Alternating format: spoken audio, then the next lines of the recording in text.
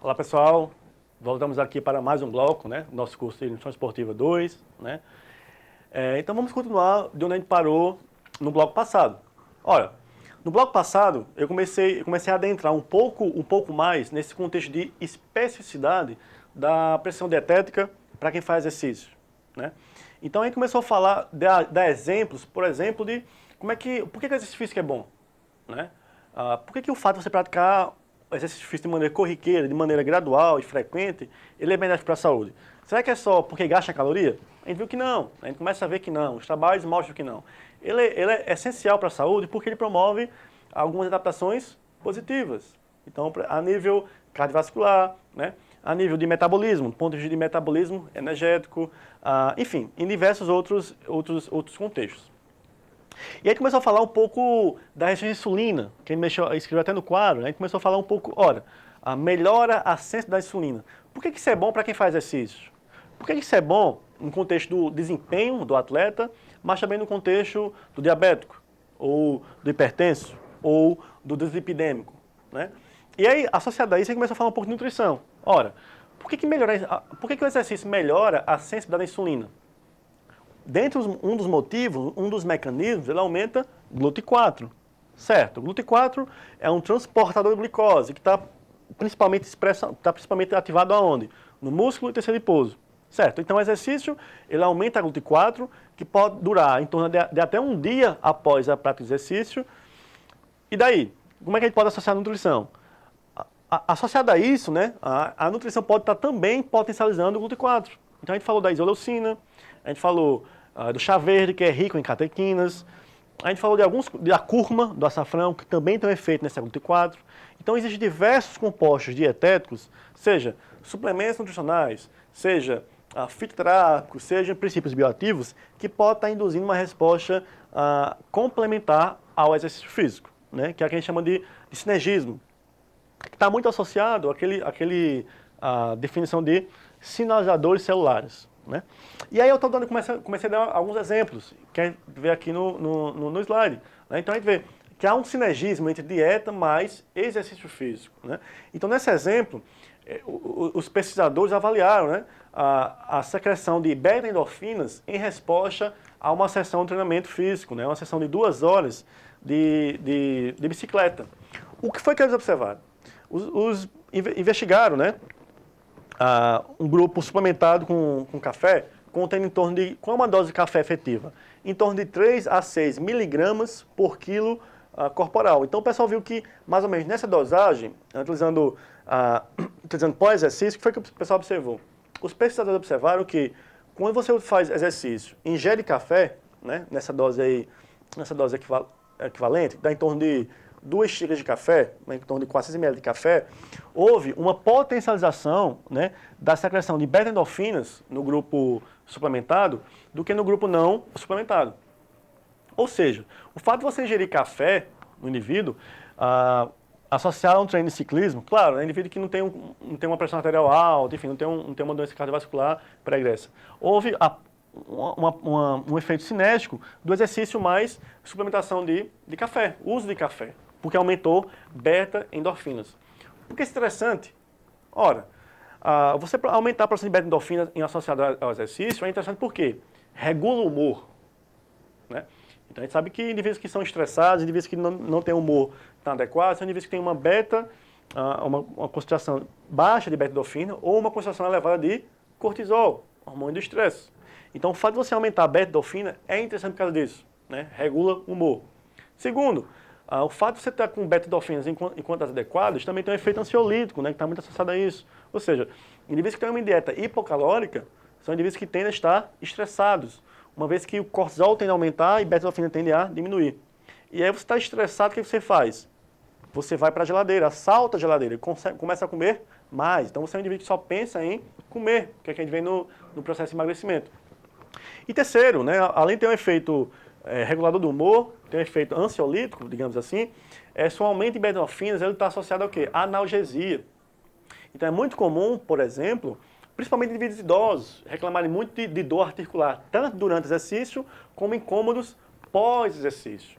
Então, se você conseguir aumentar um pouco essa quantidade de beta-endorfinas via nutrição, por exemplo, você pode estar minimizando isso. E aí se você minimiza essa sensação, a dor, né, esse desconforto após exercício, modulado por esse hormônio daí, esses hormônios, você garante, você ajuda, né, você ajuda a manter a consistência de treino. Ou seja, o indivíduo idoso, por exemplo, ele não vai deixar de faltar ao treino, ao exercício. Então ele vai tender a ir ao treino, vai tentar manter a se fazendo exercício. Além de idoso, a gente pode pensar também em indivíduos que estão em situação de lesão, né? Que se lesionaram, quebraram o osso, deixaram a musculatura e estão voltando aos treinos. Ou seja, você meio que começa a modular um pouco diversos aspectos dentre eles hormonais com a nutrição. Então a gente vê um pouco aí dessa produção de beta-endorfinas sendo potencializadas com isso daí, com a ajuda dietética, né? Então a gente volta aqui para o quadro e começa a dar alguns outros exemplos de sinergismo. Então, já que eu falei do café, a gente está falando um pouco do café e vai estar falando um pouco mais disso aí. Sinergismo, dieta e exercício físico. Então, vou colocar aqui, né? Dieta.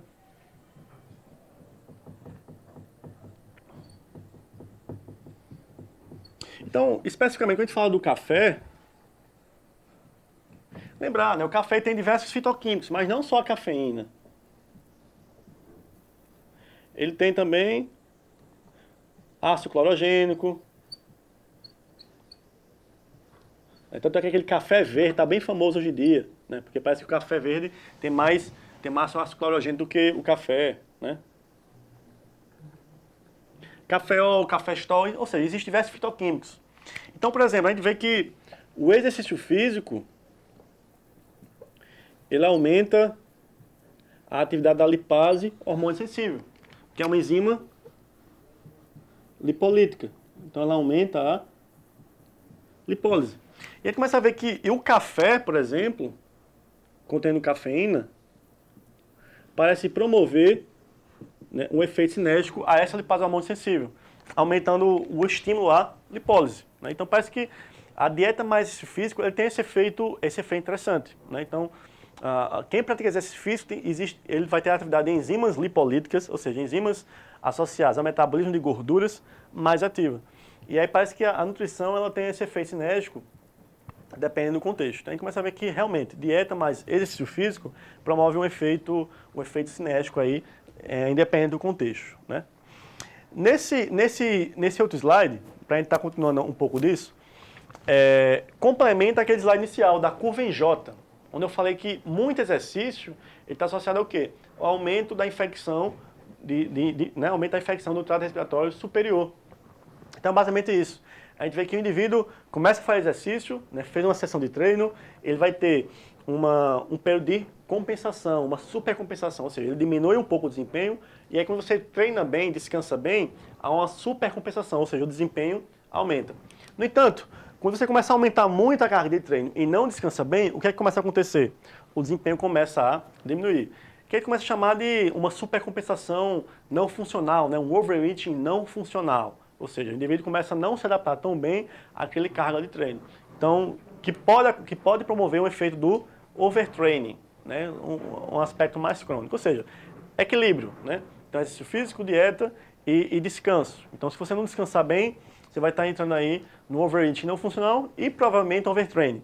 Alguns autores consideram o overtraining aí uma coisa bem misteriosa, enfim, aí não sabe se realmente isso existe, a opinião de alguns autores. Mas a questão é equilíbrio, né? Então, se você treina bem, se alimenta bem, mas não descansa bem, você pode estar entrando aí numa síndrome do overeating não funcional, beleza?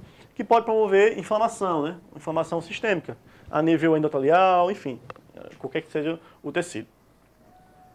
E aí, como a gente está falando de exercício, de adaptação ao treinamento físico, é importante estar relembrando alguns conceitos de bioenergética. Ou seja, como é que o nosso corpo utiliza energia? O mais importante para a gente na nutrição, como é que a dieta pode estar potencializando esses sistemas energéticos? Será que é só fornecendo carboidrato? Será que é só fornecendo proteína e gordura, que pode servir como energia? Por que a dieta ela pode ser tão interessante nos sistemas de produção de energia? A gente vai ver que não é só isso, não é só repor o que foi depletado. A gente vai começar a ver que tem aquela função de sinalização celular. Então, será que existem alguns compostos dietéticos que aumentam a biogênese mitocondrial? Será que existem alguns compostos dietéticos que aumentam, por exemplo, a atividade enzimática da glicólise, que está associada ao metabolismo glicolítico? Será que tem como aumentar, por exemplo, a capacidade da citosintase, que está no ciclo de Krebs, para estar aumentando o metabolismo aeróbio? Aí começa a ver que a gente pode estar potencializando a ação de algumas enzimas, né, pela nutrição. Então não é só fornecer o carboidrato porque gasta energia. Não, não é isso. Aí está uma função de sinalização celular. Então eu vou começar a mostrar um pouco disso para vocês a partir daqui. Né? Falar um pouco de fisiologia, um pouco de bioquímica e continuar com a nutrição.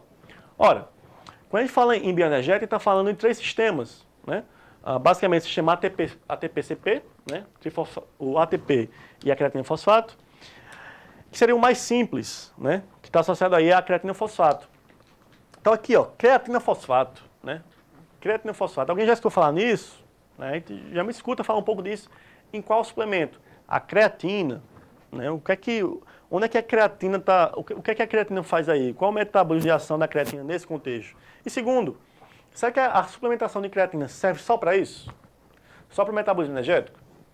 Aí vai ver que não. Que eu já comecei a falar um pouco para vocês no primeiro, em blocos anteriores. Será que a creatina ela serve só para aumentar a ação desse sistema energético, fosfagênio? Infelizmente, muitos profissionais, hoje em dia ainda, eles acham que sim. Eles acham que creatina é só para você aumentar a força, né, e o desempenho de explosão. Será?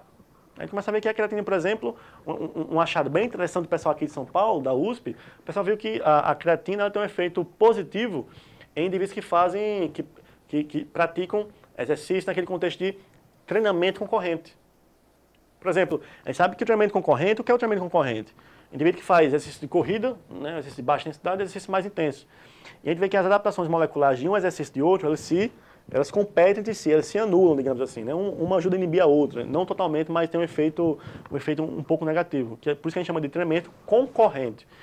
A gente vê que a creatina, por exemplo, nesse caso, minimiza esse efeito negativo do treinamento concorrente, em doses de 0,03 gramas por quilo ao dia. Então a gente começa a ver que quando você fala em sistema energético, você está falando também em nutrição, né? Então tem aquele velho conhecido suplemento que é a famosa creatina, né? Então a gente vai estar falando um pouco de maneira mais detalhada de como a nutrição entra nisso. Então a gente está falando aqui de creatina fosfato, acaba falando em creatina. O que é que a gente vai ver? Dose de creatina. Qual a dose ideal? Será que existe isso? Qual a forma de creatina? Então creatina monohidratada, creatina tamponada, creatina líquida. Será que tem um melhor tipo de creatina? Se sim, qual o melhor tipo de creatina? Segundo, terceiro, qual momento usar? Será que você usar a creatina em jejum é a mesma coisa que você usar a creatina pós-treino, né, ou junto a uma refeição? Será que a creatina tem alguma interação negativa com algum outro suplemento? Será que ela tem algum efeito tóxico?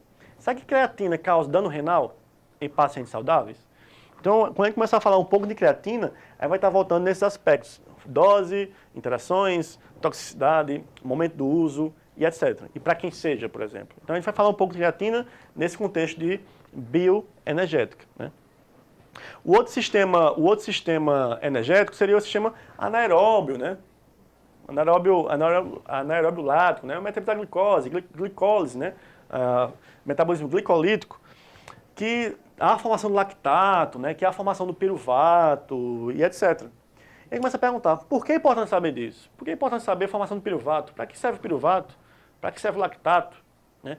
A gente vai ver que principalmente suplementos provenientes dos Estados Unidos, os blends da vida, os pré-treinos, já começam a ter piruvato em sua composição.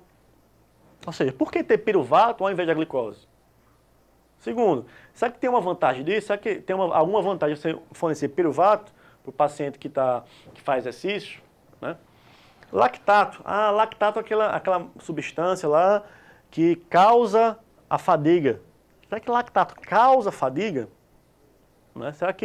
Qual será o mecanismo que explica essa causa, entre aspas, da fadiga proveniente do lactato? Será que realmente causa isso? Então a gente vai começar a ver um pouco disso. Né? Então, metabolismo anaeróbio. E é o metabolismo aeróbio, né? Ou oxidativo, né? Que está associado à fosforilação oxidativa, o ciclo de Krebs e a famosa cadeia de transporte de elétrons. Isso aqui acontece onde? Na mitocôndria. Então, Caio, seria só o desportista corredor que faz esse aeróbio, como você colocou aqui, ó. Isso aqui é o cara corredor maratonista, o meio maratonista, ou o triatleta. É só ele que precisa de uma mitocôndria ativa? Não.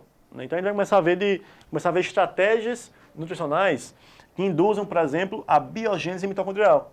Então, da mesma forma que creatina, a gente vai estar falando de dose, de timing, né? Ou seja, quando usar, de sinergismo, de potenciais efeitos tóxicos. Então a gente começa a falar um pouco de metabolismo oxidativo, vai voltar um pouco da fisiologia, da parte mais básica, e mais importante, da parte prática, né? Ou seja, falar do que utilizar para estar estimulando essa biogênese mitocondrial, ok? E aí vem um resumão, né?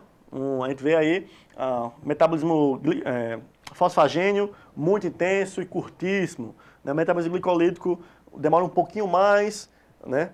Para continuar, enquanto que o oxidativo demora demais para chegar no nível significativo de fornecimento de energia. Então a gente começa a ver que os sistemas energéticos, eles se complementam, né? Eles não se excluem, ok? A gente vai estar vendo um pouco disso daí e falando como a nutrição influencia nisso. Então deixa eu passar aqui, deu um probleminha no slide. E aí só para estimular vocês, né? A gente vê um pouco, será que a gente está falando de sistema energético? Por que é importante saber disso? Questões práticas, né? Então, recentemente, a gente tem havido diversas críticas sobre aquela velha frase, né? Que exercícios de baixa intensidade são melhores para a queima de gordura. Então, se você fosse num profissional da saúde, num posto de saúde ou numa clínica particular, o que o pessoal dizia? Você tem que fazer um exercício aeróbio, porque é ele que queima gordura, né? É ele que utiliza gordura como substrato energético. Será que isso é verdade? Será que o mais importante é você conseguir usar gordura ao longo do dia para ter um processo de emagrecimento? Então, alguns trabalhos começam a mostrar um pouco disso, né? Que parece que exercícios intensos, eles também são bem interessantes para você estar promovendo o aumento, né, da oxidação de gordura e, consequentemente, né, um aspecto associado com a perda de gordura corporal. Então, são alguns trabalhos que mostram alguns temas mais atuais, o famoso HIIT, o famoso HIRT, e a gente começa a ver que eles podem ser utilizados no processo de emagrecimento. Ou seja, é importante saber um pouco de fisiologia, de treinamento físico para entender nutrição esportiva. Ora, por que eu tenho que saber, por que eu tenho que saber que um exercício, um HIIT da vida, o que ele faz no corpo? Por que eu tenho que saber disso? Ora, você tem que saber disso, porque sabendo um pouco de mecanismos fisiológicos, você consegue prescrever algumas coisas na sua dieta, né, na sua pressão dietética, para estar potencializando isso. Ou seja, alguns compostos que aumentam o fluxo sanguíneo, para melhorar a recuperação muscular, né, a síntese proteica muscular, alguns compostos que possam modular alguns aspectos hormonais, alguns compostos que podem aumentar o uso de gordura como energia, enfim. Então é importante meio que saber um pouco de fisiologia do exercício e treinamento esportivo para entender um pouco de recomendações dietéticas do ponto de vista de suplementação e de recursos ergogênicos, ok? Então a gente vê um pouco disso, capacidade de redução de gordura e etc, etc, né? Então essa foi uma fase mais introdutória do nosso curso, né? Nesses módulos.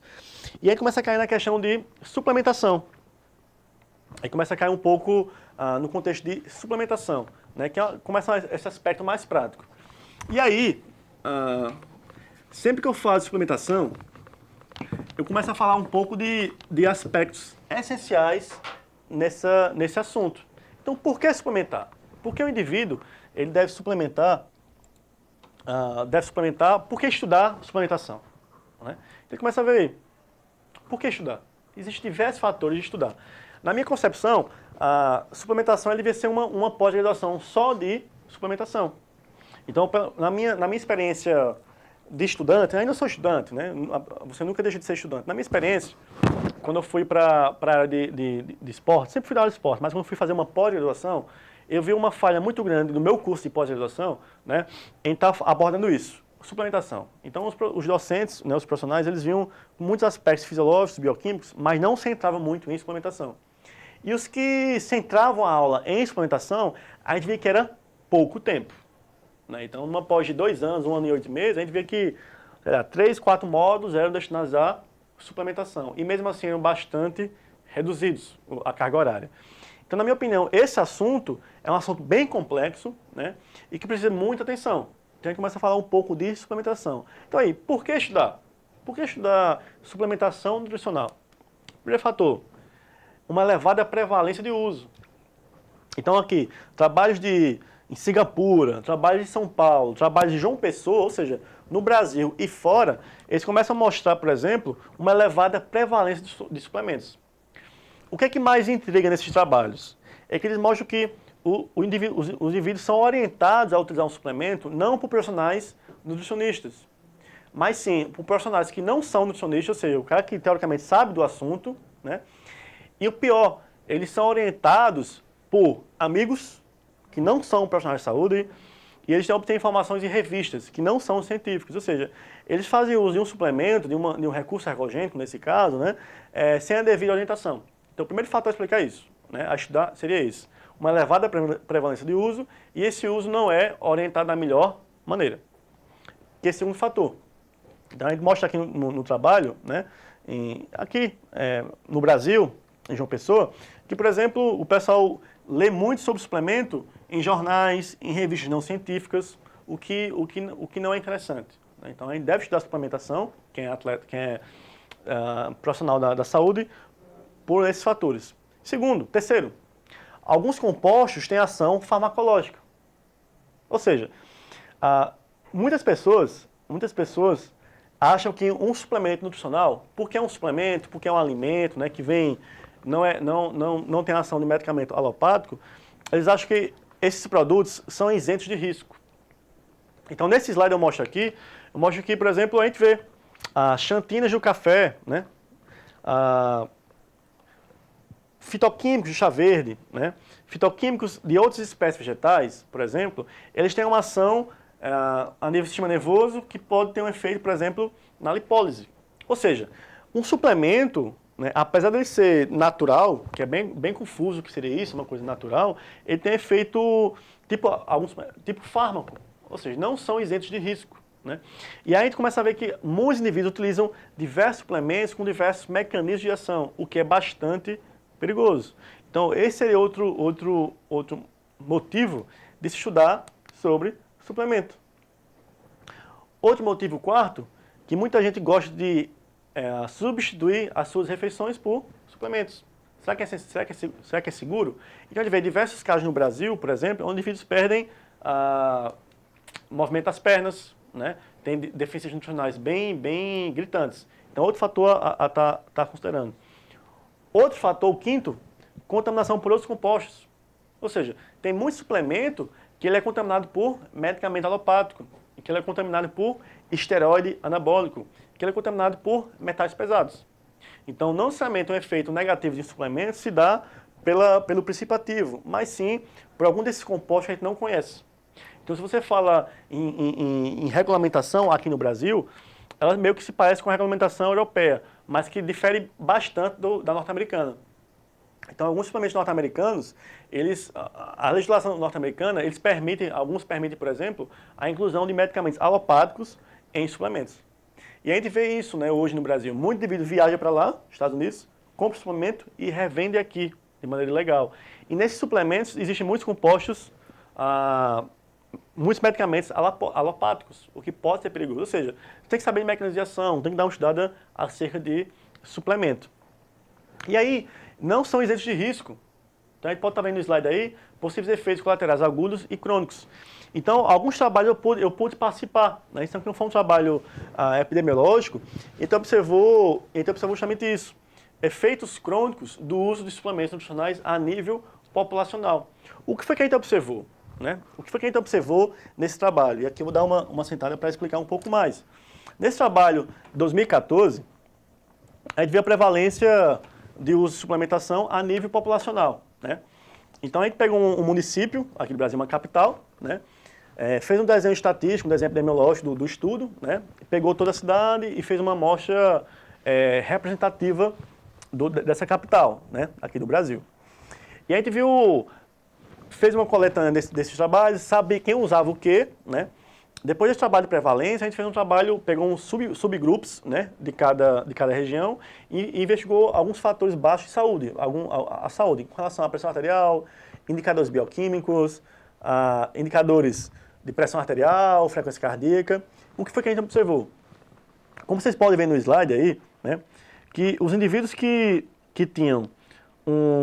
que consumiam mais suplementos, de maneira geral, e que indivíduos que consumiam termogênicos, de maneira geral, eles tendiam a ter uma maior pressão arterial.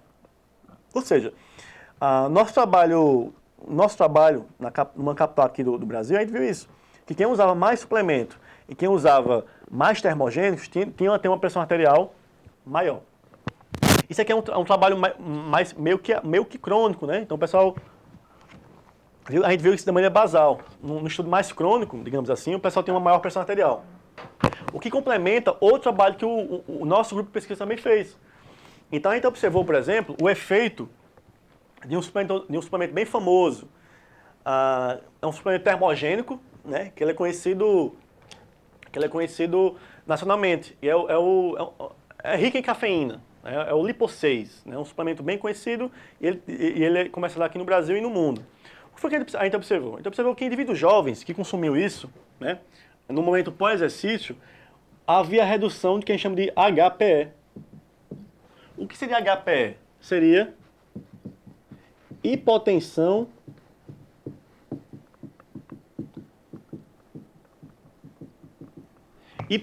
pós-exercício. Ou seja, em outro bloco, eu falei que o exercício físico é importante por diversos fatores. Dentre esses fatores seriam qual? A redução da pressão arterial. Então, indivíduos que fazem exercício físico, eles tendem a ter uma pressão arterial menor. Isso de maneira tanto aguda como crônica. De maneira aguda, a gente chama isso aqui de HPE, seria a hipotensão pós-exercício. Então, você pratica o exercício, passa um tempinho, a sua pressão arterial começa a diminuir. Isso chama-se HPE. Então, a hipótese desse outro nosso estudo foi testar o seguinte, será que um produto comercialmente disponível, um produto termogênico, né, que rico em cafeína, rico em outros compostos estimulantes, o que é que ele faz com HPE? Mas será que ele reduz HPE? Será que ele inibe completamente HPE? A nossa hipótese é que ele minimizaria HPE. Então, nós pegamos indivíduos jovens, adultos jovens, né, de torno de 25 anos, a média de idade, e colocou isso para fazer exercício de esteira, isso é aeróbio. E aí, antes do exercício, um grupo ingeria o produto, né, o que a gente se reportou há alguns momentos, e outro grupo que era um placebo. E aí terminava o exercício e verificava HPE, então a gente verificava a pressão arterial no momento de recuperação, isso demorava 1 hora, 2 horas, né? E via frequência cardíaca e via outros marcadores cardiovasculares. O que foi que a gente observou? A gente observou que o grupo que ingeriu placebo, ou seja, um suco qualquer, né, uma pílula qualquer, apresentava HPE. Então a pressão arterial era reduzida, né? E a gente observou que o grupo que ingeriu o produto em questão não só não teve HPE, como teve uma leve resposta hipertensiva. Ou seja, um dos benefícios do exercício físico é você ter um efeito hipotensor. Então, indivíduos que fazem exercício, eles têm uma pressão arterial mais controlada, principalmente no momento de recuperação, ou seja, 1 dia, 2 dias após a prática do exercício. E a gente viu que, de maneira aguda, ou seja, os indivíduos usaram o produto em questão apenas uma única vez, e essa única vez foi suficiente para não só ter HPE, mas como não só como não ter HPE, mas como promover uma resposta hipertensiva. Ou seja, você não só diminuiu a pressão arterial, como você aumentou levemente. Isso em indivíduos jovens e que praticavam exercício, já eram treinados. Então começa a ver efeitos agudos. Então, não necessariamente o suplemento sempre é seguro, seja natural ou não. Então a gente viu aqui com relação a um único aspecto, ou seja, aspecto de pressão arterial, que a gente chama de HPE, uma hipotensão pós-exercício. Então é por isso que a gente tem que estudar suplemento. Então será que o que funciona para mim, funciona para você também? A gente vê questão de especificidade. Nesse caso, HPE em indivíduos jovens. Eu me pergunto, né, se indivíduos de meia idade ou indivíduos idosos, isso pode acontecer. Acredito que sim. Né? Então começa a ver, por isso estudar um pouco de suplementação nutricional. Né? Então ele vê isso aqui. E outra, e efeitos adversos, né? Outros efeitos adversos. Então a gente vê questão de contaminantes, de efeitos adversos e etc. Ok? Então, pessoal, a gente encerra esse bloco, né? A gente começou a realmente introduzir suplementação, né? Então a gente começa a falar um pouco o que a gente tem que saber sobre suplementação. E no próximo bloco começa a falar fatores a considerar na orientação ou prescrição de suplementos. E aí eu começo a falar de doses, interação, momento de uso, para quem utilizar e etc. Tá ok? Então por enquanto a gente fica aqui e até o próximo bloco.